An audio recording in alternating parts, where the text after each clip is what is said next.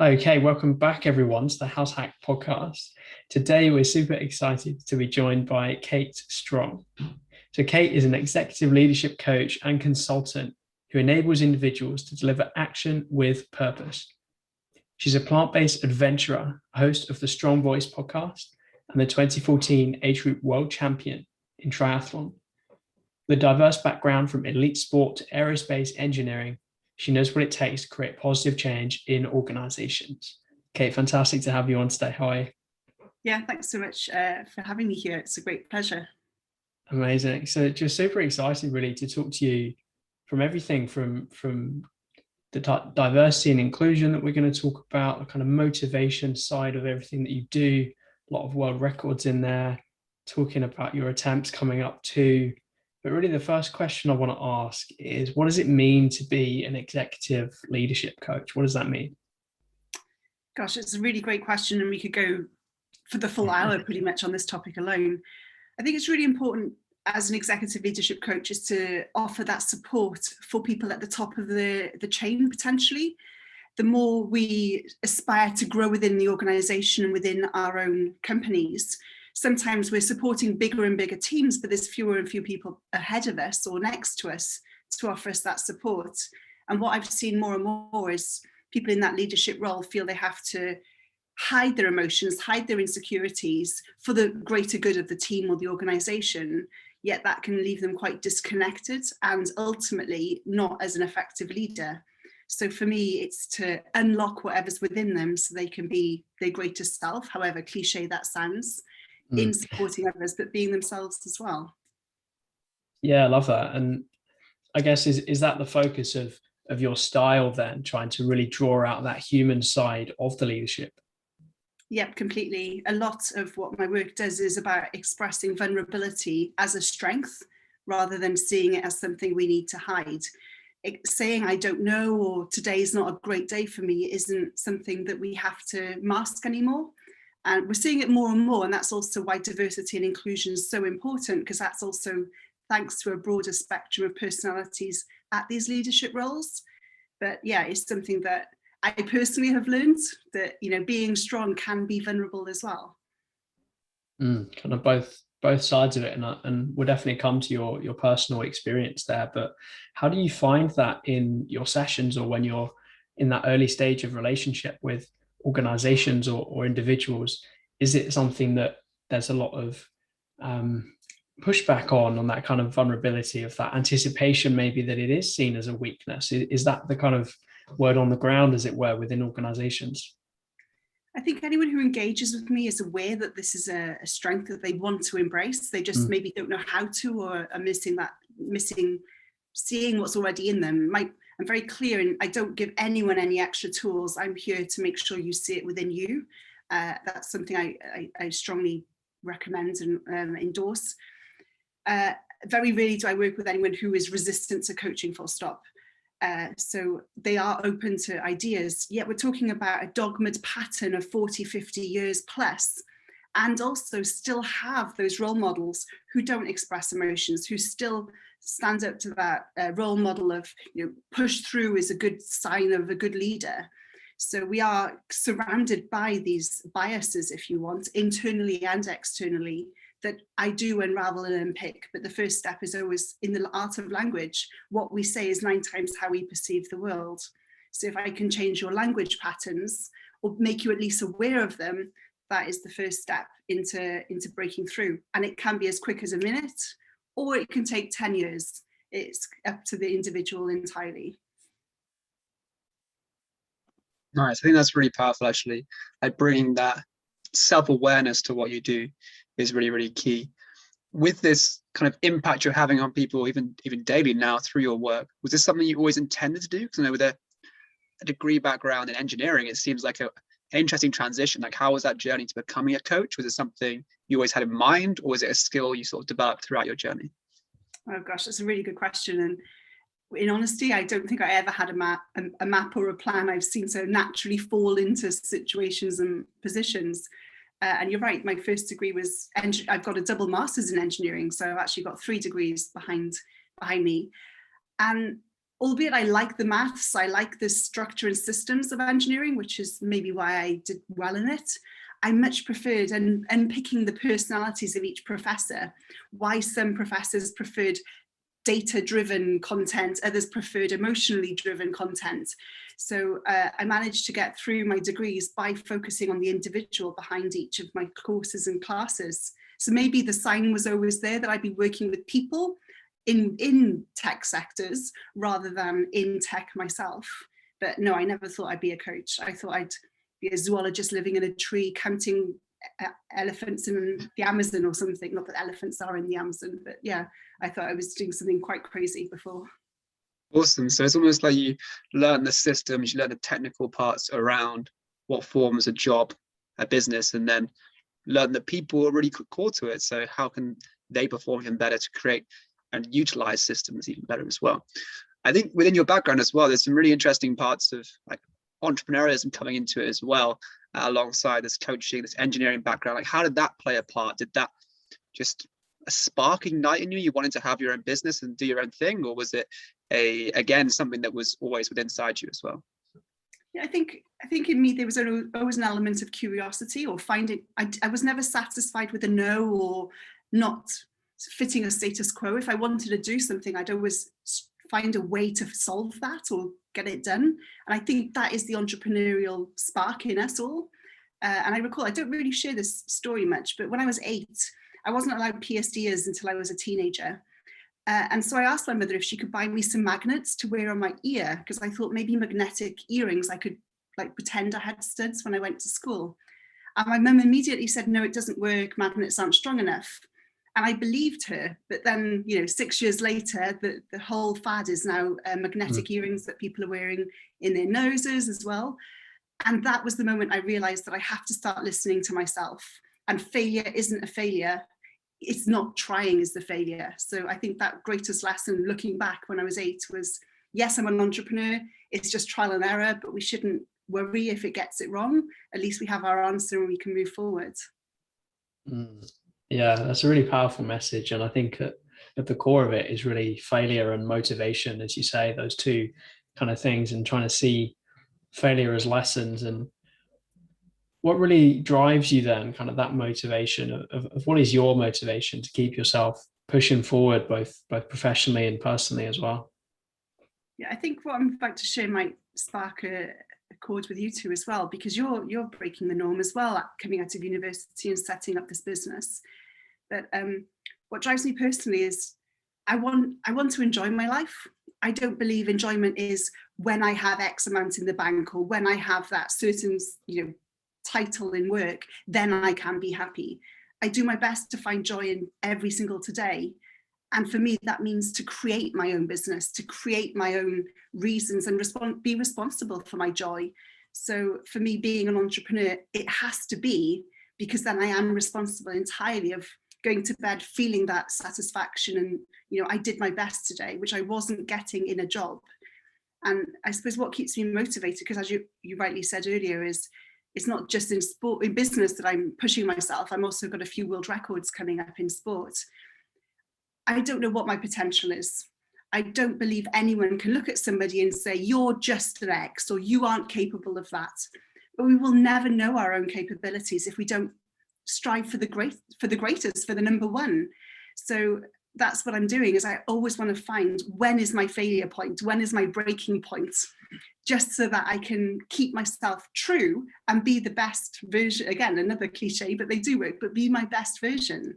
So I can make sure that today Kate Strong is doing her best, and this is my limit because my body told me so, or my brain told me so, not because of some external point of view from someone else.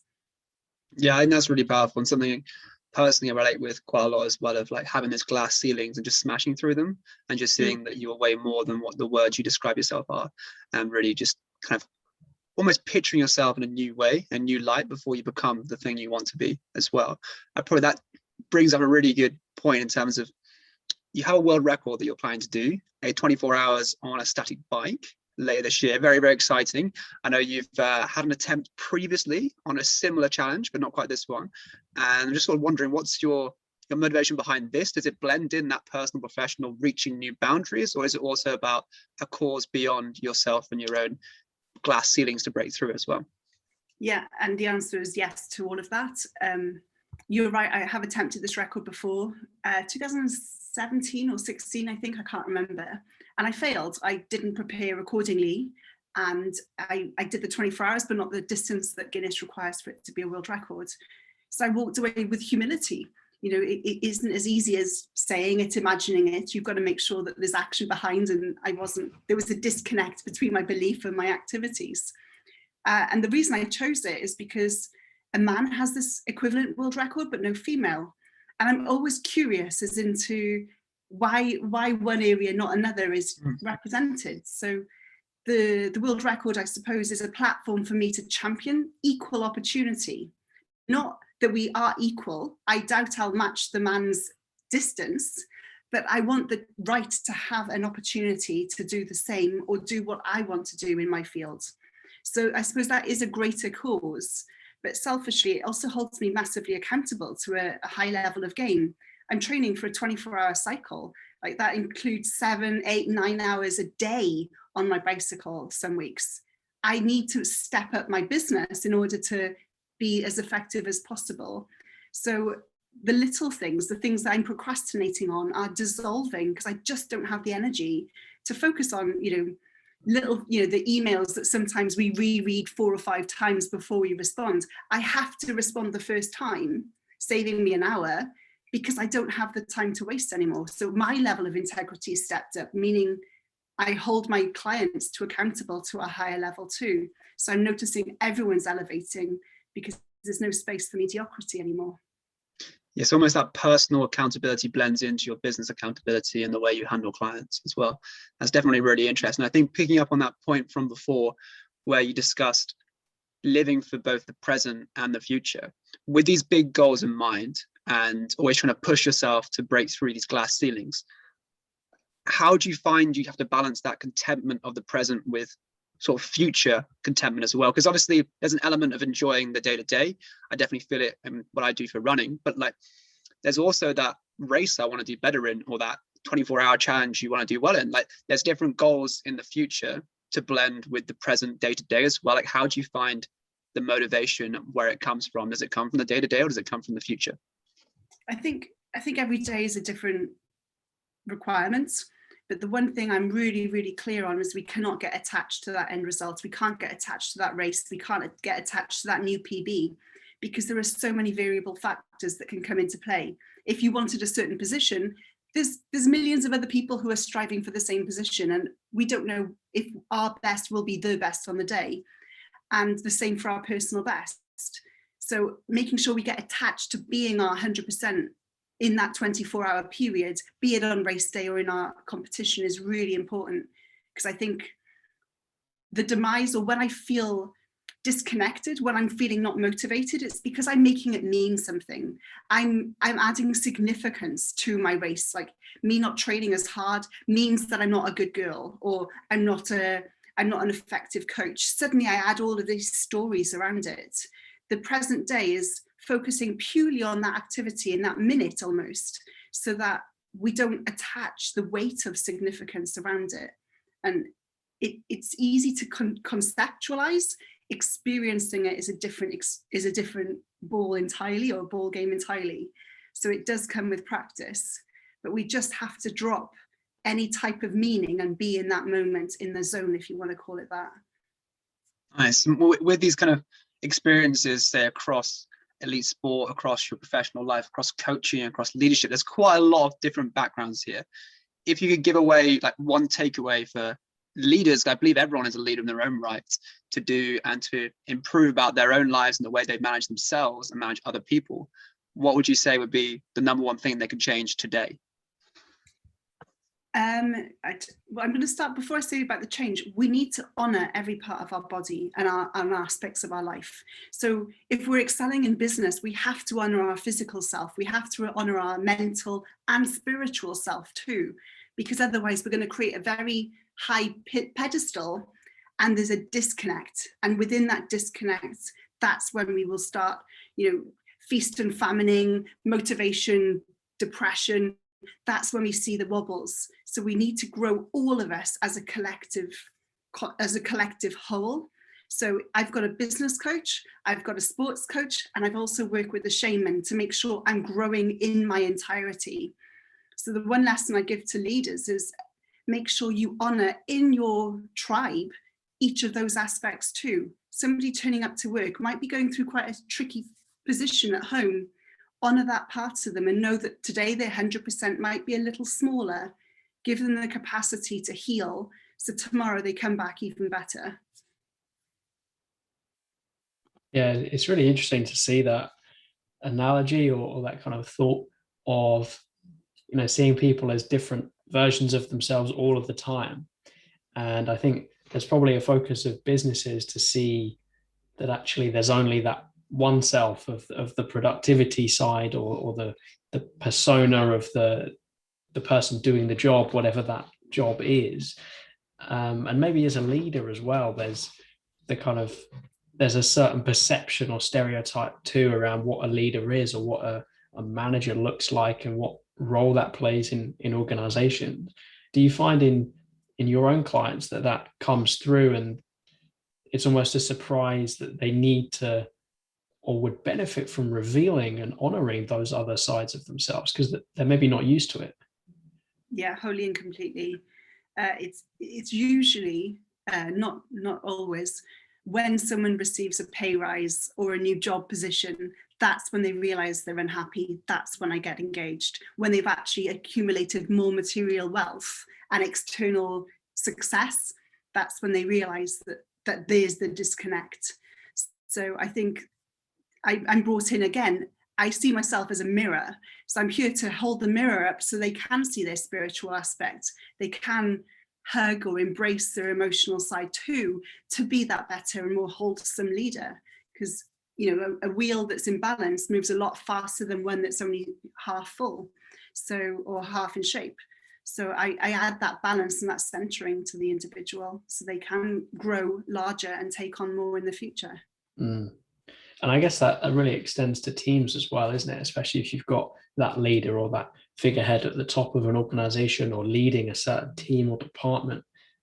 You shoulder a lot of that responsibility. You shoulder a lot of that performance yourself.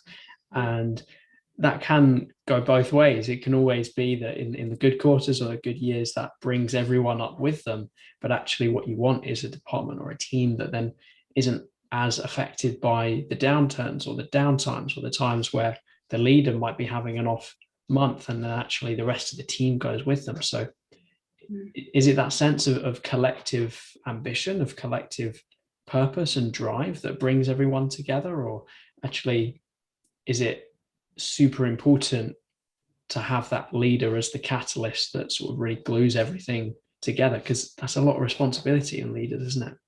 Yeah, and there isn't a one size fits all because each team has different personalities within it as well.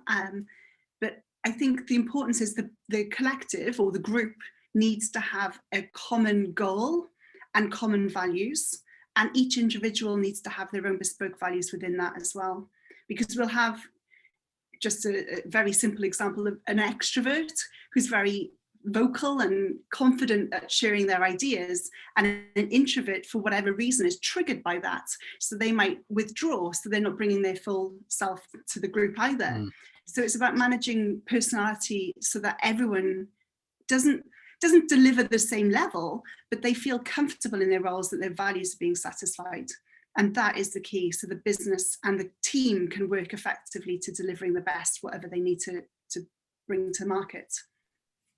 Yeah, and I think that's a really good transition or thing to think through of our main topic of conversation, thinking about diversity and inclusion, D&I, equity, equality in the workplace. And we're thinking about people bringing their whole selves or honoring themselves in the workplace, or at least in their lives, honoring those other parts of themselves. We've also spoken about organizations then allowing people to have that experience in the workplace that helps the wider team, that collective piece too. But stripping it all back, especially as an early careers individual or somebody at university, a younger person, a lot of the talk about diversity and inclusion is quite hard to untangle. So starting at the beginning, what does diversity and inclusion mean? What does it mean to you? I just want to caveat that. My perspective is from a white woman born in the West who has family that afforded me to go to university. So I am not speaking for the masses, I'm speaking to a very elite few. And I do acknowledge that I'm actually beneficiary of a lot of these biases that create the need for diversity and inclusion policies in these conversations today. So my perception of what diversity and inclusion is equal opportunity. I believe that it is the moral responsibility of organizations and individuals within companies to not just offer it to anybody who turns up, but to proactively go out to find out why are certain communities near me not even applying for this job? How can I engage with them so they could see themselves in this role in the future, so they know what skills they can upskill in to be able to be in a good position to apply? So I think it's more proactive than just passively sitting out there. So for me, diversity and inclusion has to be activism, and it has to be standing for a change and making those changes rather than passively going, no, I'm not a racist. No, I'm not a feminist. I'm just going to sit here and see what happens. Yeah, no, really well said. And it's a caveat that we often drive ourselves through. You know, we're trying to talk about HR and careers and the future of work and all these things. And through House Hack, developing problem-solving skills, innovation skills, running events that are trying certainly to be equal opportunity and first come, first serve is an interesting model that's currently part of that, of actually who gets the opportunity to come to our events. And it's a caveat that we have too. You know, we're two straight white guys, fine, cool, we're young at the same time, but then there's also that equality of opportunity of, okay, what does that mean? What's next? Because you can't change that. But what you can do is have that process, that built-in equality of opportunity as far as possible. And I think the key word that I love from what you said of the moral responsibility of companies, because I think it's something that is a systemic challenge that is not really seen at the top of organizations, because it's the last consideration. You think you have profit motive, you have a ton of different obligations and choices that organizations have to make, and actually the right one or the moral one or the thing that would benefit other people without the bottom line, I don't think is prioritized, because it doesn't have to be, whereas certainly other decisions are. So with that imperative, that moral imperative, that kind of right thing in mind, really, to what extent is it companies of the future? What is it their responsibility to look after its employees in this way? And how can we maybe push in that direction even more? Yeah, I'd love to be able to quantify what diversity brings in that bottom line benefit, because I've got this gut feeling that it is adding more value when there's a more diverse spectrum of people on the board, in managerial and directorship positions, and in the workforce. We connect to a larger market anyway, and we bring more ideas to the table. We bring alternate ways of growing the business, pivoting out of problems, etc., that we don't currently see as diverse at the moment. So I think the business of the future they'll be able to monetize, it's sad to say it, but they will be able to monetize the benefit of having more women on the board, a higher representation of BAME individuals, as well as non-binary or non-heterosexual individuals. But that is what we need. I think the business of the future will just have a complete spectrum, because they can see the bigger the spectrum, the more money they'll be making. It's like, give people the chance, give people a platform, and they'll be happy, they'll produce, they'll continue to do a good job. And that shouldn't be something that, because of any certain reason of part of someone's background or someone's choice, that they're then actively disadvantaged against. But I think the key word is probably also that inclusion around going beyond diversity. I think there's a lot of quota and sort of nastiness around diversity, but actually, if you think about the end goal of being inclusion, and diversity happens anyway, and that kind of inclusive workplace is really something that fosters diversity by itself. So maybe when we think about that, how can our organizations be more inclusive to their employees currently, but also to people on the recruitment side who they haven't yet brought into the organization? I'm going to say this isn't our conversation. Like we can't answer that question because we're actually part of the problem. We need to ask the question of how can we actually engage with the communities and ask them why they're not, why, you know, what do they see in us that they're actually repellent to be a part of our organization and solve those problems. You know, something I've been actively reading and upskilling myself in this area because I realized how limited a knowledge I am. But there's a sort of element of white saviorism that we could come in and think that we can solve the world, but we can't. You know, we need to elevate from that. And again, comes back to what we said at the very beginning of this conversation, express some vulnerability. We have no idea how to solve the problem we created. We know out there that the answers there are our obligation, or what we need to do is find that person or that group of individuals who can help us find the right question and the right answer. Yeah, no, it's a really, really good point. And I think the main thing that I see from that is that actually leaders struggle to understand what the right communication is, or what the right question that they should be asking. Or maybe it is that pure vulnerability piece of just acknowledging that you don't have an answer, or you don't have a way forward and you need one, and you want to do better, but you don't actually know how. And that goes beyond throwing money at a problem. And it goes beyond ticking a box through a certain policy or through a certain recruitment mechanism that you've put in. It's like those things are fine and they have a place, but actually starting at that place of insecurity and saying, okay, what is wrong with my organization? I have a challenge as a result of my own upbringing, my own worldview, my own experience that has disadvantaged others along the way, but I'm willing to make that change. I'm willing to hear and listen to the experiences of others. And that's the only way that we're going to unpack some of those challenges and organizational biases or things like that at the heart of decision making, because the decision maker has to acknowledge that change is needed and things are going to change because they are the ones with the power to make that. Yeah. And so surely what we're trying to get at is that it's not enough to recognize challenges or problems or biases or anything like that. There has to be something further. There has to be action. There has to be listening. There has to be something else there. And maybe it is that kind of leader-led activism. Is that maybe the direction we're taking this? If actually it's senior leadership, it's people with decision-making power that have to be the ones to kind of stride forwards first. Yeah, I think that's a really powerful sentence, leader-led activism. We need to lead by example. We need to give permission others to see what we're doing along the way of learning, but also what we can do. So yeah, I really find that a very powerful way of thinking.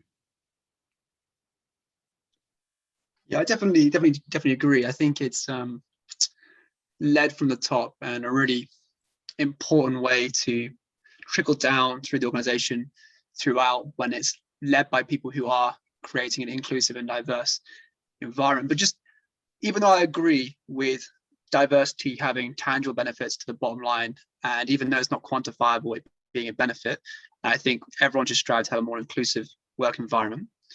With that in mind, is there some negatives to having a more diverse board, more diverse team? Does it make it more difficult for teams to reach consensus because they have such broad views to bring together? Or does it in fact just add value and there's no negatives to it? Or should there be some things that leaders should be wary of or should look to try and mitigate against when they do create these more diverse teams? I honestly don't see any negatives. It does open up a wider spectrum of awareness of religious requirements, of dietary requirements, of different language and mannerisms, how it's portrayed from different cultures and communities. But that can only enrich our understanding of what it means to be human.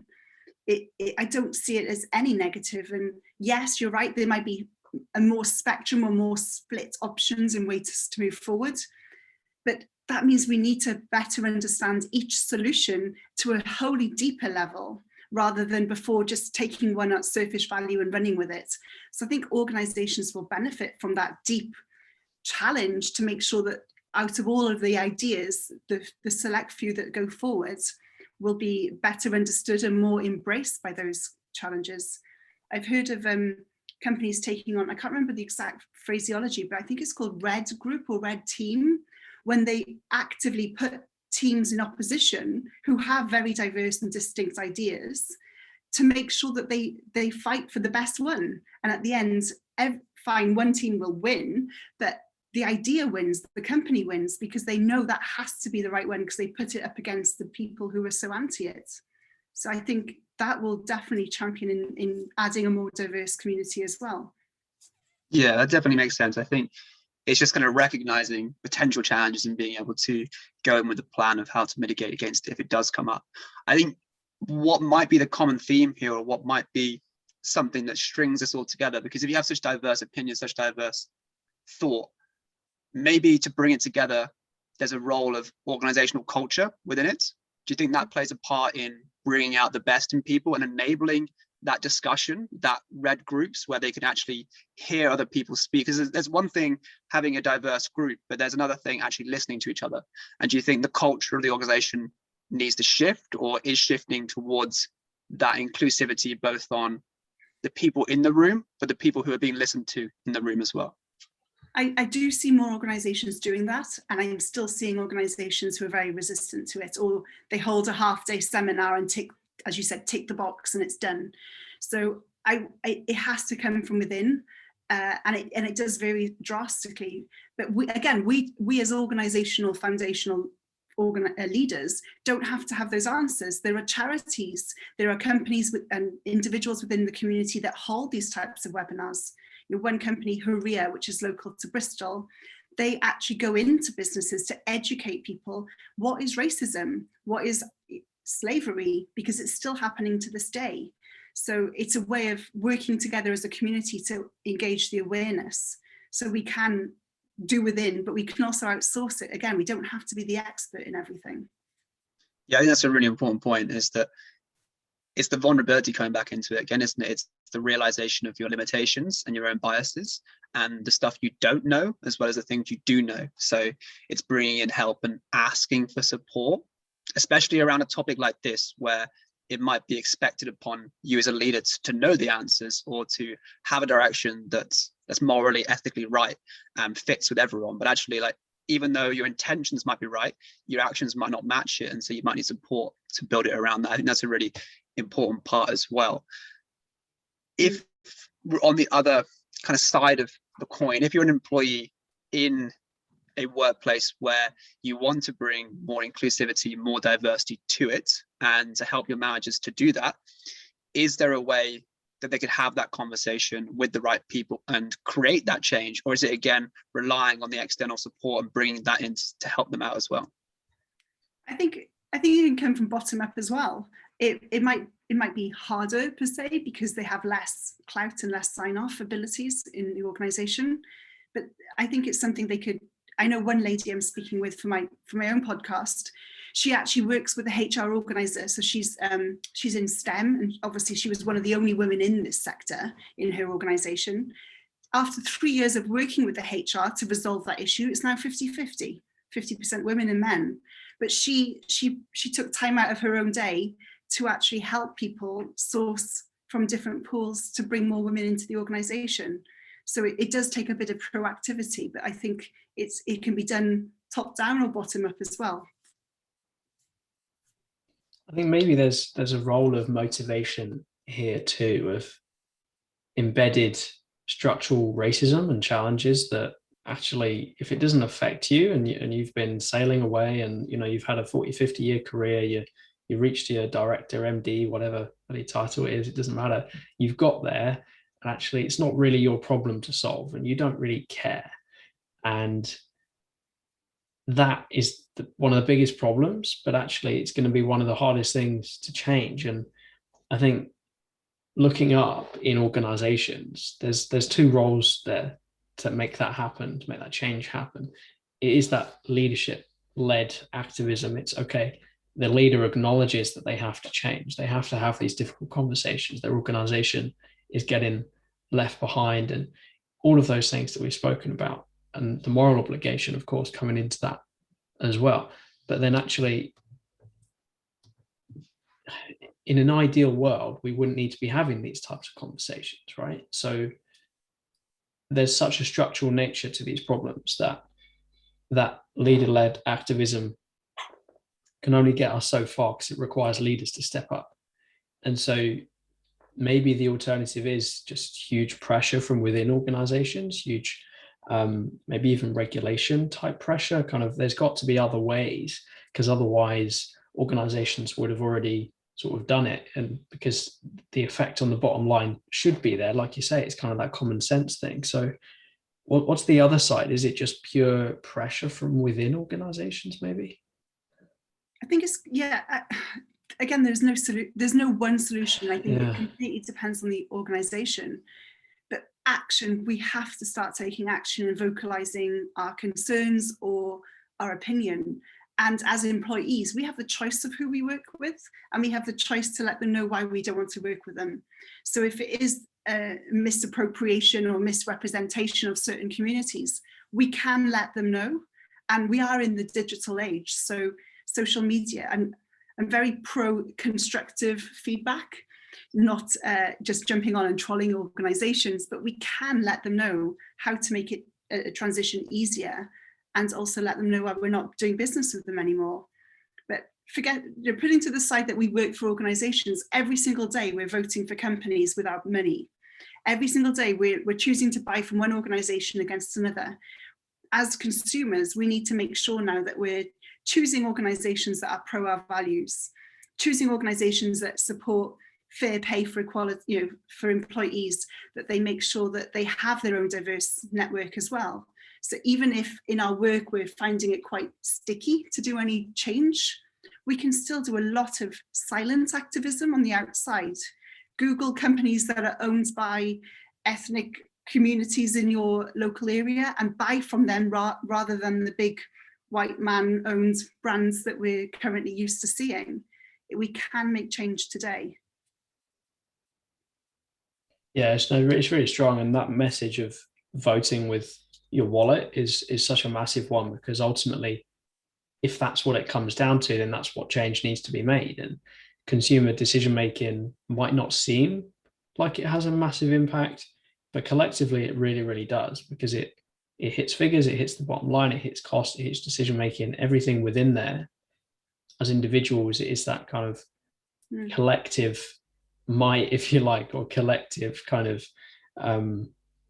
movement that really does have an impact. But there is also potentially a flip side to that, of the kind of we versus them type narrative, perhaps, that comes with a lot of our society. I think of the kind of polarization of narrative, of not actually having debate properly, not actually having constructive conversations, as you say, rather than that kind of trolling mindset. So when we think about that, when we think about voting with our pounds, with our dollars, with our money, to help companies to instigate that change and put that pressure where it's needed, how do we not maybe create that we versus them, particularly at that leadership level that we know has so much strength?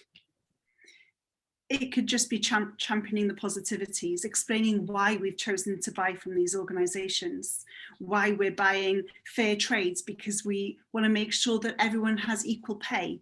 We can naturally educate our own networks by buying a different brand of chocolate, making sure it's not palm oil got inside it, or that we buy cotton brands that don't come from Uzbekistan, because that is slave labor cotton created. So simple questions, and just expressing that I buy cotton that is not sourced from this country educates people. And we're also championing the positives of those companies as well. So it's a step towards activism, but activism isn't pointing fingers and shouting. It's actually championing the ones that are doing it good, or at least owning the path to doing it better. They don't have to be perfect from day one, but we want transparency. I think that is the key. And again, it comes to that vulnerability of putting our hand up and going, do you know what, this area I really suck at, can you help me? But this area I'm really good at, so can we just focus on that for the short term until we pull this one up a bit better? I really like that, actually. I think that removal of the pointing the finger attitude is really, really strong, because I think we see a lot of that nowadays of it's this person's fault, when actually it's not necessarily even their fault. They don't even realize they're doing it. So I think the point there of finding champions in what we do and pointing to them as, or almost heroes in their own right as well, I think is really, really important. I guess one of the questions I've got about this is, do we more often not speak to those who are already converted, like the preached, like preach the preached? Is that very much something that we do? We live in our own echo chambers, and we're often, we might go and buy this fair trade chocolate and say to people, look, I bought it from here because of X reason, but I'm only telling my friends and my family who already agree with me. So is there a way we can get outside of our echo chambers and speak to those people that need to hear it more and have those constructive conversations really with them that makes a difference, rather than just telling people that already will head nod and agree with us? Yeah, and you're bringing up a hugely valid point that sometimes outside of our control, because of AI, we're only shown feeds that we engage in. So actually, all the social media is channeling us into that very small niche that we interact with. But just to bring, like, if we were going to just use that fair trade chocolate as the example, what if we brought it into work? Or what if we know that the next Christmas party, we could find a caterer that only has zero net carbon footprint and offers and also donates it to a certain charity because they're affiliated together, or as refugee women cook that food, for example. We can find ways of bringing it in without anyone really noticing, and that, I think, would be the power, because one, you taste the food, it's great, and then, by the way, it also does all of this good stuff. So that's a way of potentially breaking the echo chamber, is not championing what it stands for, but just championing that it's tasty, healthy, nutritious, fair cost, or whatever you want to champion, and have the extra as a by the way. But it's sad to say things like this, because it sounds like we're strategizing and hiding, where in fact my dream is the world would be hungry, have an elevated consciousness to want to do good, to want to live a thriving life, and also make sure that other people are too. But sometimes we do have to sort of speak to whatever that is important to that person, and sometimes that might not be the fair trade aspect. Yeah, I think that's really important. It's almost speaking in their language to help them understand as well. And probably underlying the point here is having difficult conversations. So speaking to your friends about something you're really passionate about and them also believing it isn't really a difficult conversation. You might think it is because society doesn't necessarily accept it, but if you both believe it, it's not difficult.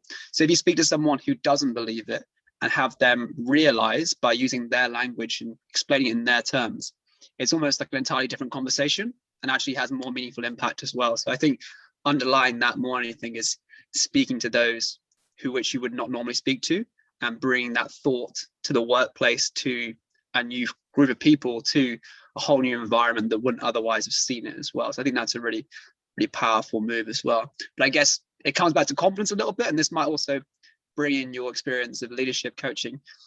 How, if we want to do that as an end goal of having difficult conversations, like how can we feel confident doing that? Because speaking to someone who is going to necessarily oppose us, that can often trawl into just a shouting contest, can't it? Of, oh, I'm right, you're wrong, I'm right, you're wrong. Like, how can we empower ourselves to have those conversations and not fear them, and not fear, like, especially if you're speaking to someone in a superiority of position, that becomes even more difficult as well. Is there a way to keep something in our own mind that it's actually good, beneficial, that we can do this, and it's more than okay to have those conversations with those that might not agree with us? For one, we have everyone's voice is worth something. Like, it's a voice of one, and that is valid whether you're a CEO or a janitor. Every single voice is still counted as one voice. And ultimately, what I like to say to myself, and again, it's quite personal, depends on what empowers you. There is no the truth. My perception of life is my truth. Your perception of what's happening right now is your truth. There is no one way fits all. We can replay this experience, and to me, it might have been quite intimidating. To you, it would have been empowering, but it's the same experience. It's the same event. So whatever you portray is your truth and you're valid to it. If they disagree with it, they're disagreeing to it, not you. So it's not a slight on personality. And if we are approaching people, coming back to like language skills, it's not you are doing this, you are that, you are a person of negative stature. We can bring it up as hypothetical, what works well is, imagine if there was a boardroom just as today, sir, and a woman walked in. How do you think she would feel being the only woman in this room? What can we ask her or do or say for her to feel more welcomed? Because she might not contribute because she is the only woman in this room, or person of colour, add your minority here. So we can ask them to lean on their leadership and say, can you help me solve a problem? This is what I perceive in the future. What can we offer as solutions? So we might never get the credit, but we might never even have to confront the problem because they think they've solved it already. Yeah, no, I think it's a really good way of going around things. I think that answer really speaks to your abilities as a coach to bring out that communication in other people.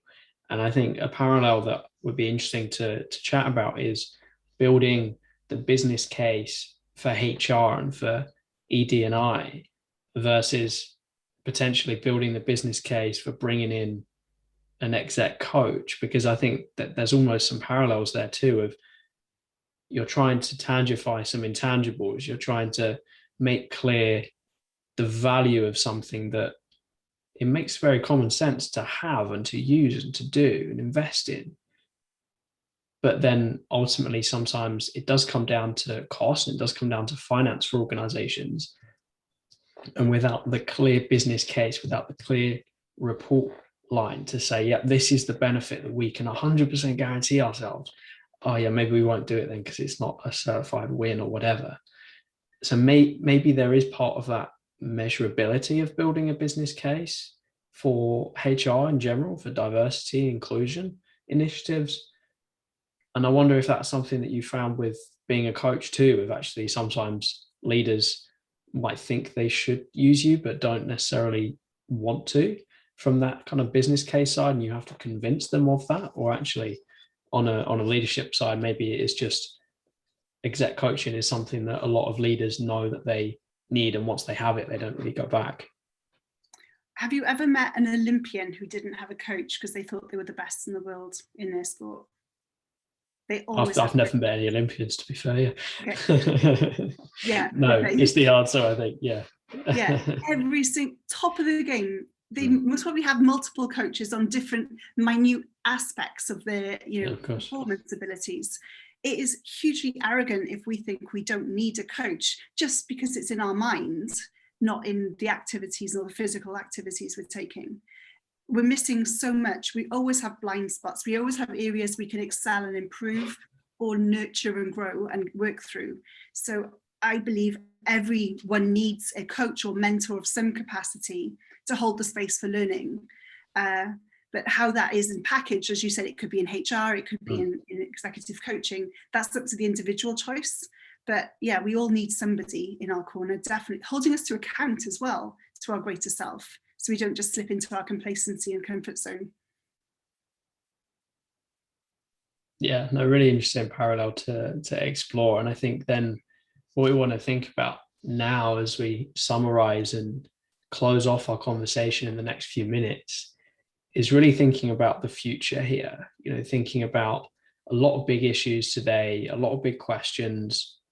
We've thought around some solutions and thought around that kind of path forward. And I think really that's the next stage of question for us, is really what does the future look like for organizations that are not just paving the way because it's the thing that they need to do for their bottom line. There is that moral imperative behind ED&I too. So what does the future look like for equality, diversity, inclusion in the workplace, doing its job properly? What can organizations do on that side of employees and employers? What can we actually do? I think ask more questions.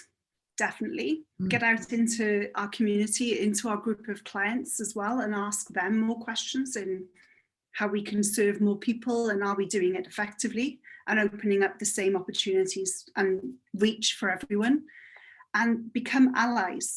So this comes back to us not knowing the answers all the time. We don't have to save people. People are not injured or hurt. Everyone has the capacity to look after themselves. They just need that opportunity. So the question I want to leave us with is basically, what can I do today to champion someone in their own life to make sure that they get the opportunities that I am and they may not necessarily have? I'm not here to give it to them. I'm not here to solve it. I'm here just to support them find it themselves. Yeah, no, I love that. I think that's really powerful and shows really the heart of everything that we've been speaking about is trying to find the right vehicles. And, questioning is definitely one of them, listening another, to really get to the heart of challenges with other people's experience that we can't necessarily empathize with, but they can tell us about, and we can put everything that we need in place to give them that equality of opportunity that hasn't been there in the past, to make sure that it is there in the future. How do you think about that, Charlie? Are there any other vehicles, any other ways that we can offer that equality of opportunity with leaders? I really do like the champion approach. I think it requires empathy. I think this is one of the key words that we're going to see a lot of within the next 5-10 years is empathy-led leadership. But going deeper than that, it's listening to others and really hearing their situation, what they've been through, and their background.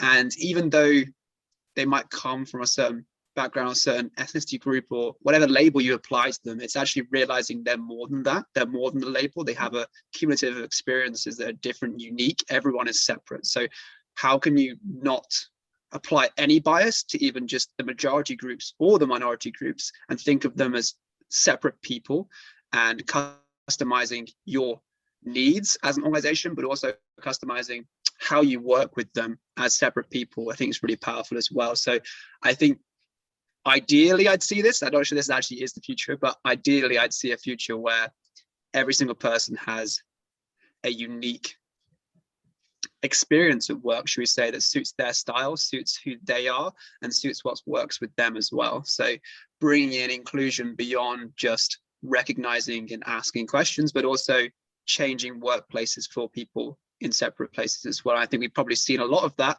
more recently in terms of the virtual working. That's very inclusive in that it brings more people into work who would not otherwise have been able to even do that.